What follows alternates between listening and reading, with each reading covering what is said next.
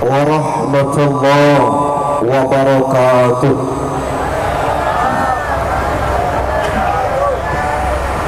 Innal hamdalillah,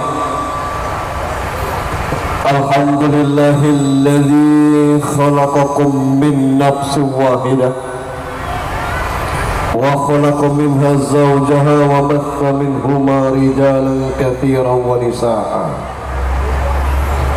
Ashhadu an la ilaha illallah wahdahu la syarika lah wa ashhadu anna Muhammadan abduhu wa rasuluhu wa la nabiyya ba'd.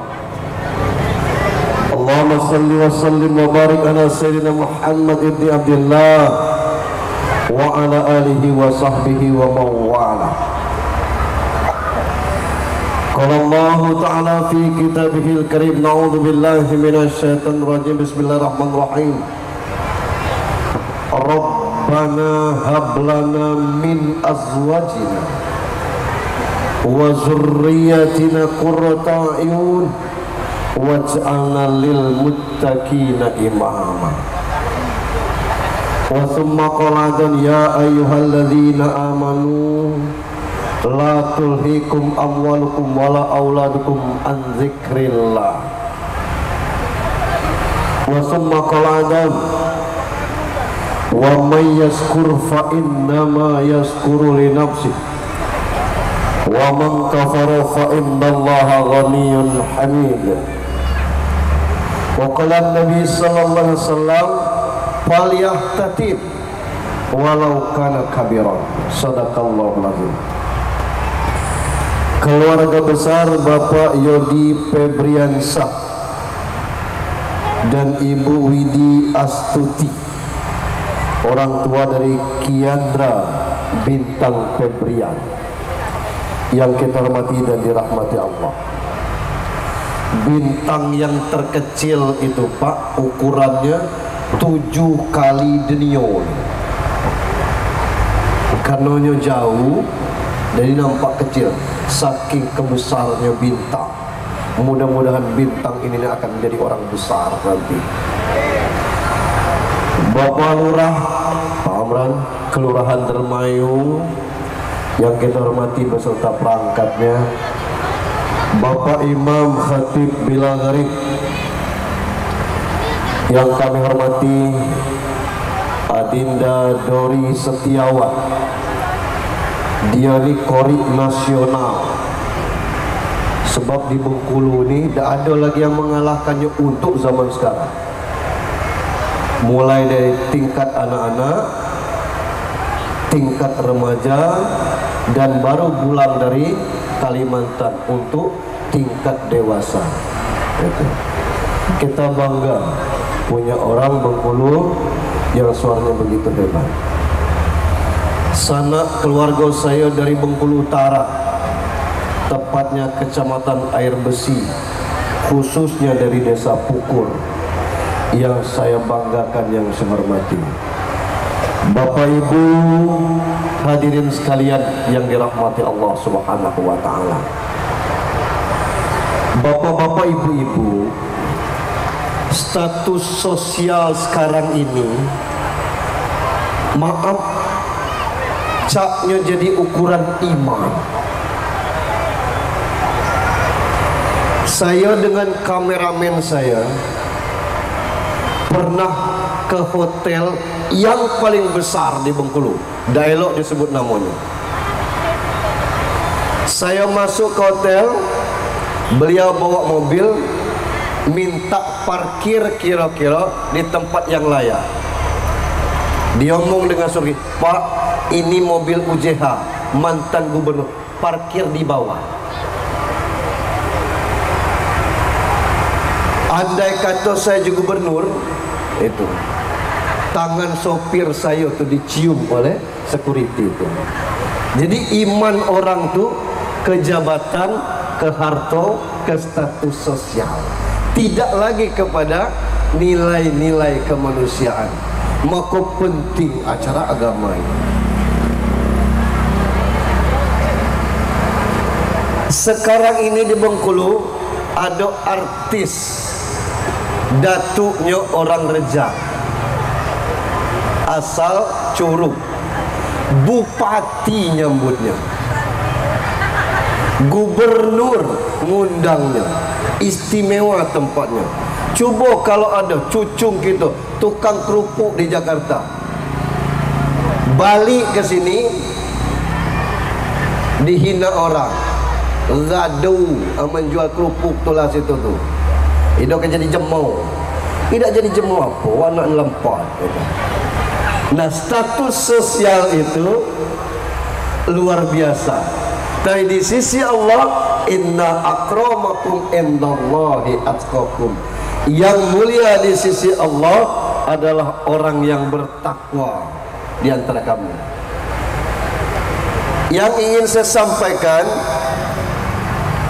Bapak Yodi dengan Ibu Widi ini itu dalam rangka menjadikan Bintang ini orang yang terbaik, bukan dalam keluarganya saja, tapi dalam seluruh tatanan. Bab hidup zaman sekarang ini luar biasa, Pak. Bersyukur kita bisa hadir di sini, artinya bahwa dalam pandangan beliau status sosial kita sama. Makanya kita diundang sama-samanya. Tapi kalau nak duduk di muka galau, ya tidak temuan itu. Jadi penataan tempat duduk insya Allah tidak menjadi perbedaan status kita. Alhamdulillah, saya sampai di Sugi Cendol plus Lemang Tampai, kundakkan ketiga-tiganya, selesai. Salam dan salawat untuk junjungan kita Nabi besar Muhammad sallallahu alaihi wasallam. Bapak Ibu yang saya hormati, acara pesta itu disebut walimah. Nah, walimah ini banyak. Ada walimatul urus, pengantinan namanya. Ada walimah akikah, ada akikah judulnya. Ini walimah khitan karena terkait dengan syukuran sunatan. Ada walimah safar karena nak berangkat haji. Sebenarnya walimah safar ini bukan untuk berangkat haji. Nak berangkat ke Korea, nak walimah safar boleh. Dia walimah safar awak haji dong, tidak masalah. Dia nak berangkat ke luar negeri boleh. Ini namanya walimah. Kita hari ini walimah khitan.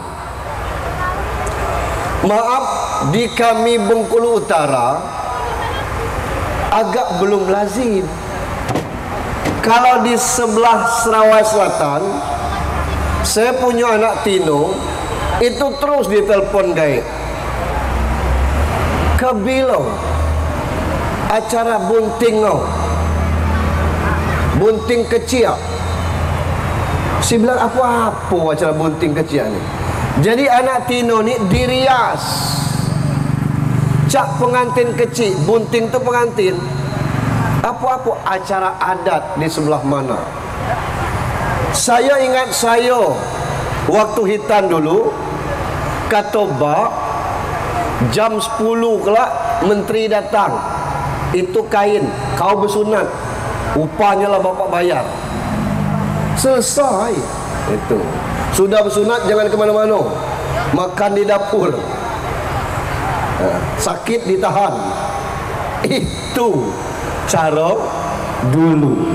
Nah, sekarang ini kita buat acara ini, khitannya tetap. Sekarang ini ada yang pakai laser, canggih itu. Tapi intinya sama, bersyukur atas kebanggaan dari syariat Islam. Bapak Ibu yang saya hormati, pertama kita kaji dulu tentang khitan. Khitan itu hukumnya dua. Satu sunnah, yang kedua wajib. Kapan dia sunnah? Kalau umurnya belum balik. Kalau umurnya belum balik, hukumnya sunnah. Sejak kapan mulai khitan? boleh mulai dari hari ke-7 kelahirannya, atau hari ke-40 kelahirannya, atau umur 7 tahun, atau sebelum dia balik batas umur 10 tahun. Karena kalaulah umur 10 tahun ada hadisnya, pukul anakmu kalau umur 10 tahun tidak solat. Macam mana tidak solat kalau belum bersunat? Nah itu khitan. Maka kalau dia lah balik, khitan itu hukumnya wajib, walaupun kumisnya lah putih. Misalnya nyola ndak masuk Islam, cucungnya lah 4, umur lah 97 misal, masuk Islam, tetap dia wajib khitan. Cuma suruhnya masuk Islam dulu baru khitan. Jangan dibalik, bersunat kudai maka sahadat, tidak. Sahadatkan dulu, masuk Islam dulu baru dia khitan. Nah, itu khitan. Dasarnya faliyahtatin walau kana kabiran. Khitankan walaupun sudah dewasa. Syariat ini muncul mulai dari zaman Nabi Ibrahim. Nabi Ibrahim dikhitankan umur 80 tahun. Cacam Pak Ustaz, karena waktu itu baru datang perintahnya. Tidak ada menteri, tidak ada gunting, tidak ada pisau karter. Alatnya pakai kampak. Tidak ada besi, tidak ada tembaga, kampaknya kampak batu. Jangan dibayangkan, dengarkan baik ceramahnya. Itu syariat kita. Kita hidup di zaman yang teknologi canggih seperti ini luar biasa. Alhamdulillah. Dulu zaman saya baik, seminggu sakit. Apalagi zaman bapak-bapak yang umurnya 20 tahun di atas saya berendam kudai semalaman dia, untung tidak belintah. Itu tuh kondisi waktu. Zaman makin maju, teknologi makin canggih. Alhamdulillah. Itu. Yang kedua, ngapo perlu khitan? Beda muslim dengan kafir tuh khitan. Naknya 14 KTP Islam tapi tidak bersunat, tidak Islam. Itu. Ngapo? Ya macam mana nak jalankan syariat Islam kalau tidak berkhitan? Yang ketiga, terkait dengan ibadah. Bintang lah bersunat, datuknya ngajak sembahyang Jumat, syaratnya 2. Kalau nak ditaruh, misal sini saya, ini cucu saya, ini orang, putus dak sab ini. Tengok 2 hal. Yang pertama, cucu saya sudah bersunat. Yang kedua, sebelum berangkat sembahyang, saya ajarkan berwuduk kudai cung. Ikuti datuk. Bismillahirrahmanirrahim. Bismillah. Cuci tangan. Kumur-kumur. Isap air ke hidung. Ikuti datuk. Nawaitu wudu'a liraf'il hadasil asghari fardal. Usap muka cung. Selesai 3, tangan kanan cung sampai siku, tangan kiri cung sampai siku. Usap kepala cung. Telinga 3 kali, kanan dulu, kiri lagi. Kaki cung sampai mata kaki. Gosok, jangan nampak kotornya. Yang kiri selesai. Ngadap kiblat cung, ikuti datuk. Asyhadu an la ilaha illallah wahdahu la syarikalah wa asyhadu anna Muhammadan abduhu wa rasul. Allahumma ij'al minat tawabina waj'alna minal mutatahhirin waj'alna min ibadikas sholihin. Cucung saya tegak di sini, lalu ada orang situ, itu safnya tidak putus. Kalau 2 syarat ini tadi terpenuhi. Tapi kalau cucung saya belum bersunat, tidak berwuduk, jangan ditaruh sini. Kecuali saya di saf pertama dekat tembok. Ini tembok, dinding. Tidak ada lagi orang. Kalau tidak, saf kedua boleh cucung saya di sini. Jangan kita nak ngajari cucung tapi merusak ibadah orang. Cucung saya bersunat tapi wuduknya tidak sah, putus sah. Putus sah itu apa Pak Ustaz? Kalau saya di belakang imam, itu. Lalu ini cucu saya yang kesana tidak berimam itu sembahyang dewe. Sembahyang sendiri-sendiri. Tidak dapat dia pahala 27 kali lipat. Itu maksudnya putus saf. Sah sembahyangnya.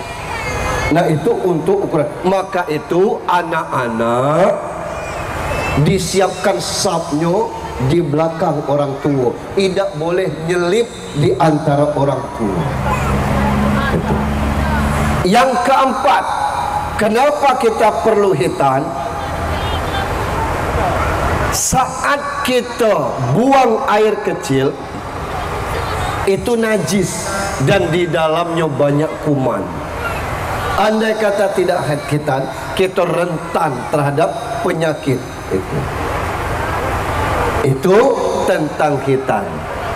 Nah, apakah bintang yang sudah dihitankan otomatis menjadi anak yang soleh? No. Untuk menjadi anak soleh ada dalilnya. Ku ampusakum wa ahlikum naro.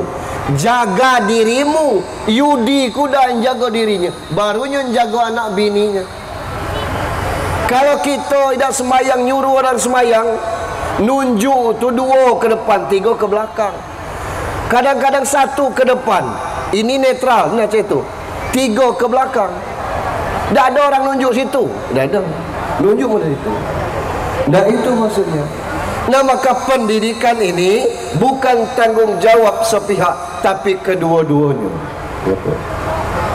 Untuk itu bintang butuh pendidikan dari orang tuanya supaya dia paham. Gitu. Selama ini saya sering katakan banyak yang keliru tentang pendidikan anak itu. Mendidik anak itu tugas laki-laki, bukan tugas ibunya.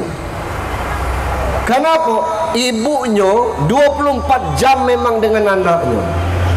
Nah kita lanang ini mesti mengajarkan anak. Ya aku bukan guru Pak Ustadz. Itulah makanya ditegakkan sekolah. Disekolahkan anak tu. Bapaknya nyari duit, bapaknya ngantar jemput. Itu namanya mendidik anak. Anak harus bisa ngaji. Aku tidak pacak ngaji Pak Ustadz. Lepaslah sekedar tahu huruf, tapi belum tentu kena kiraatnya kelak. Undang guru ngaji atau titipkan di TPQ. Itu namanya tanggung jawab atas anak. Tidak mesti kita berabad ngajarin, tidak. Anak kita jemput, kita tanya, dapat berapa ulangan tadi? Dapat 4 ya, mantap. Salah 6 itu tuh bang. Besok paling tidak 5 bang. Iya pak. Kawan-kawan tadi dapat berapa? Kawan ada yang dapat 7 bang, ada yang dapat 8. Alhamdulillah abang dapat. Jangan dimarahi. Abang dapat 4 bigal kawan ni. Berhenti, berendak ke sekolah. Jajan banyak. Jangan. Sebab kalau masih SD, tidak ada artinya ijazah SD itu kalau nak melamar kerja pula. Ijazah sarjana itulah dipakai. Nak ngapa dimarahi? Nyo tidak bisa, makanya dapat 4 tu. Kalau nyo bisa, dapat 11 dia. Betul. Nah, kalau nyo belum paham, kasih tahu aja, kasih semangat. Besok tanya, dapat berapa? Dapat 5. Nah, kemarin dapat 4, naik 1 lagi. Besok harus dapat 7 atau 8. Dikasih support. Ini cara kita mendidik anak. Jangan dipatahkan semangat. Nah yang terpenting, anak ini cenderung melihat orang tua dan begitu taat kepada guru. Misalnya guru suruh beli buku cetakan A warna kulit hijau, kita beli buku cetakan B warna kulit merah. Kita kasih anak, bukannya ini kata bu guru, nyijang sama baena, buka daftar isinya. Nah sama bukannya di dalam ini kulit, tahu kata ibu guru nyijang. Tidak dia. Kenapa? Dia begitu taat kepada gurunya. Maka apa keluhan kita di rumah, sampaikan kepada gurunya. Terlalu banyak orang tua yang tidak punya nomor HP guru wali kelas anak kita, macam mana nak komunikasi ngajarkan anak? Tidak apa-apa kita ngomong, bu guru, anak aku ni bang nakal kina-kina iyo, amun ada yang tak pas nasihati itu. Kalau ada apa-apa laporkan. Kita ngantar anak tu batas pagar sekolah, siapa gurunya ada yang tidak kenal, tidak berkat ilmu anak kita kalau kita tidak saling kenal. Maka penting itu untuk hal demikian.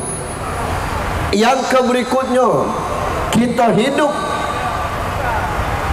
di zaman yang tidak baik-baik saja. Kenapa Pak? Saya tidak tahu kalau di Seluma, kalau sebelah utara benteng tu pestanya kadang-kadang 2 malam sehari, paling tidak sehari semalam. Hari ini nikah, malam kelak organ, besok pesta lagi, organ lagi. Atau malam ini acara song gap, besok pesta, malam besok pesta lagi. Bebui kita ceramah itu, imam baca doa sampai setengah jam. Selesai imam baca doa, protokol naik. Bapak ibu yang sedang makan, silakan makan. Acara kita resmi sudah ditutup dengan doa. Berikutnya hiburan. Di tengah kita sudah ada artis biduan dari organ tunggal kita. Kami persilakan untuk 1 atau 2 lagu. Sok naik biduan rock dengan ini, mutar nyanyi set, kata kawan. Panggung, tinggilah panggung dari orang tua. Kadang-kadang naik kakinya meja, habis muka tekan meng ke selalu ya. Bahasa rejangnya seperti itu. Doa baru nak naik, turun lagi. Ini acara kalau di kota Pak, mohon maaf, dipanggil 1 tidak datang, dipanggil 2 tidak, ngapa? Lah balik. Ama di dusun lum kemakan dia kalau lum dipanggil nyanyi. Lapar rudiam, kebalik lum nak nyanyi kondisinya. Ini kondisi. Jadi kita lebih banyak hafal lagu daripada hafal ayat. Lebih banyak hafal lagu daripada hafal hadis. Apa kita harus hafal hadis galau? Tidak cukup. Tapi maksud saya, zaman kita sedang tidak baik-baik saja. Pesta malam itu biduannya ngundang, sawer dong Pak, itu datang yang beranak umur 3 tahun, baru anak umur 3 tahun, saat mutar di panggung, saat 10.000, numpang joget setengah menit, saat 5.000. Kalau anaknya baru umur 3 tahun, dari mana dapat tanci itu? Kalau dia nanam sawit 4 tahun, sawit itu belum buah, baru buah pasir, jual tidak laku. Kalau dia nanam karet 4 tahun, karet itu lum pacak disadap, lum kebegetah, artinya numpang ndodos sawit jemu, berendak nyawer bini jemu, maka tidak pacak tuh. Simpan duit itu. Ini rusaknya tatanan. Itu yang ditonton oleh cucu anak kita secara bebas. Saya pernah terkejut balik, no, kata anak umur 5 tahun, lah ngapa ini, ngapa ini, biduan kelem dia tu. Itulah kondisi. Ini berat resiko kita sekarang. Dan itu ditonton langsung, belum lagi pengaruh YouTube. Maka penting betul agama dalam keluarga. Anak belum bisa puasa, ajari puasa. Beruntung kalau di sekolah Islam terpadu. Itu. Mulai kelas 4 itu ada ketentuan Pak di situ.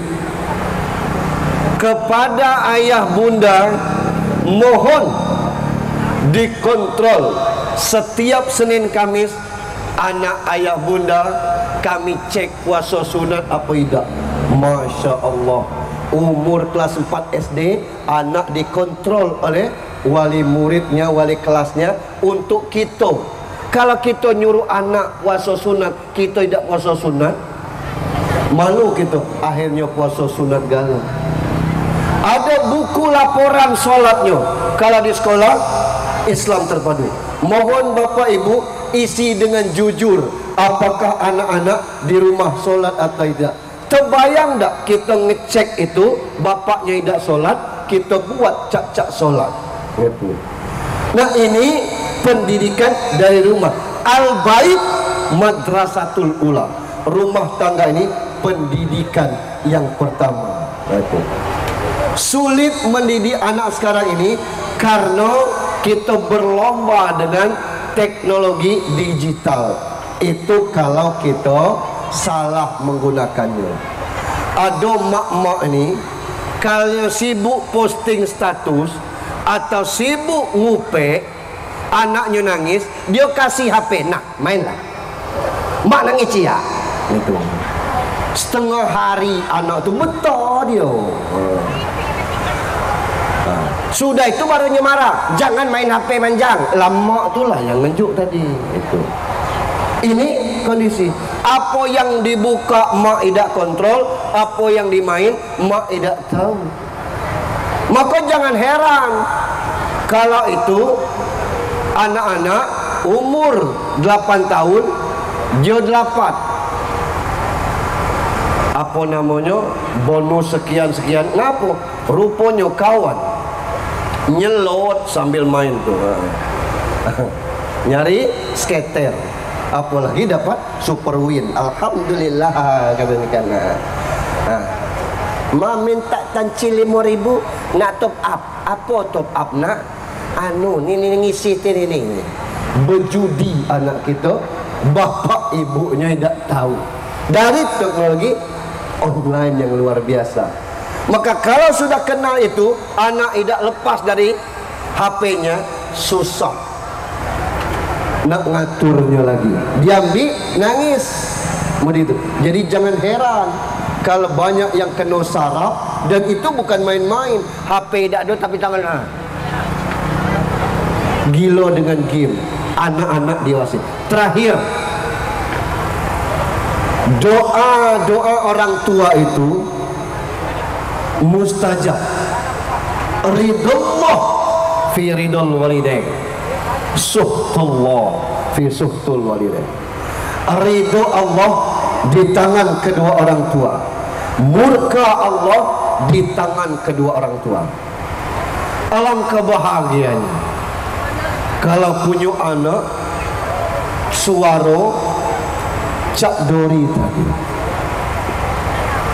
Bukan cuma bahagia dunia, tapi nanti Dori ini berhak memasang mahkota di kepala bapak ibunya sebagai penghargaan Allah karena dia kori yang luar biasa. Woi Pak Ustadz, tidak sama suara kita nih. Dak pacak Cak Dori galau, cari jalan lain. Apa itu? Penghafal Al-Quran. 1 juz, 2 juz. Kita kini ngapo banyak solat tarawih at-takasur ke bawah karena tidak hafal surat yang di atas. Kalau hafal surat yang di atas, boleh Al-Baqarah itu dibagi 8. Boleh surat Luqman itu dibagi 8. Boleh surat Ar-Rahman itu dibagi 4. Ditambah lagi Al-Waqi'ah dibagi 4. Selesai 8 rakaat. Ini at-takasur wal asri, li'ila wailul, terus sampai inna a'taina selesai. Paling panjang sabbihis yang di tengah kuliah. Terakhir kulu al-falaq an-nas. Sipun selesai urusan kita. Dan saya baru tahu rupanya solat subuh itu tidak bagus baca kulhu. harami dak, solatnya tetap sah, tapi jangan baca surat Al-Ikhlas salat subuh. Nah di kita kuliah kulhu. Ngapo saat subuh itu dua malaikat yang turun ke muka bumi ini. Malaikat yang tugas malam belum naik ke atas, malaikat yang tugas pagi lah turun ke bawah. Saat sholat subuh itu dua malaikat mencatat kita. Sembahyang subuh itu sego, bangunnya sego, sampai ke masjid qul huwallahu ahad Allahu samad lam yalid wa lam yulad wa lam yakul kufuwan ahad Allahu akbar. Ai kan banyak amma yatasalun anin nabail, tidak apal Pak Ustaz. Wadduha wal laili, tidak apal Pak Ustaz. Wattini wazzaitun, tidak apal Pak Ustaz. Berhenti ngimam, cari imam lain. Tidak ada yang hafal, sengaja macam tu. Artinya sayang solat subuh itu yang sebegitu indah itu kurang dimanfaatkan. Maka imam masjid cukup satu, tapi imam solat boleh sampai 11. Kata Pak Imam, giliran kabarnya subuh ni, ya wak, aku ni masih gubunya, aku ido nanyo kabar lah betul nak anda telur. Itu kami nak dengar suara kabar. Itu ya kalau ido boleh ya, sapung atau ido boleh ya, udim mengebek semayang tadi, udim. Itu bersih pakaian kabar, bersih sah kabang imam. Imam solat, kalau imam desa cukup satu, imam solat. Begitu ya sembahyang, apa yang dibacakannya? Subuh Jumat dia baca alif lam mim sajadah, kita sujud sajadah. Selesai hamim sajadah dia baca surat Al-Kahfi, sunnah bagi kita. Subuh minggu dia baca tabarakalladzi biyadihil mulk wa huwa ala kulli syai'in qadir. 30 ayat. Tegak suara padek, lemah. Belum tentu Al-Hakumut Takasur itu betah kita dengarnya. Walaupun je Al-Hakumut Takasur hatta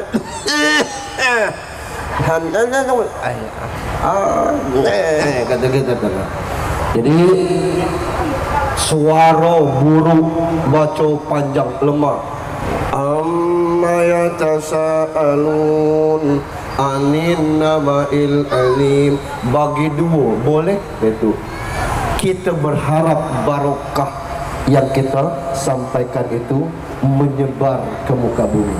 Bapak Ibu, cuma 6 lagi kursi yang kosong, situ 2, sini 4.